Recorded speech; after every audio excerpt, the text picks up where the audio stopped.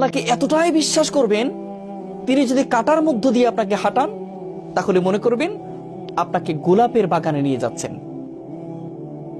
আপনি যদি যে কোনো কষ্টে যদি থাকেন, আপনি যদি ব্যথিত হন, আপনি যদি আঘাতপ্রাপ্ত হন, তাহলে আপনি মনে করবেন আপনার আল্লাহ এই কষ্ট দেওয়ার মানেই হলো আল্লাহ আপনাকে ওয়ালা সাউফা ইয়াতিকা রাব্বুকা ফাতারদা, এমন কিছু দিতে যাচ্ছেন সেটা পেলে তুমি খুশি হয়ে যাবে। যত কষ্ট আছে, যত দুঃখ আছে, সব তুমি ভুলে যাবে। এমন জায়গা আল্লাহ নিতে চাচ্ছেন। সেজন্য আল্লাহর প্রতি আমাদের বিশ্বাস নাই, আমরা বিশ্বাস রাখতে পারি না। আমরা রাখতে পারি না যে আমার আল্লাহ আমার সমস্ত কষ্টগুলো মুছে দিবেন। যে আল্লাহ সৃষ্টি করতে পেরেছেন, যে আল্লাহ শ্বাস প্রশ্বাস নিতে দিচ্ছেন, সে আল্লাহকে আমাদের কখনো কষ্টটা দূর করে দিতে পারবেন না?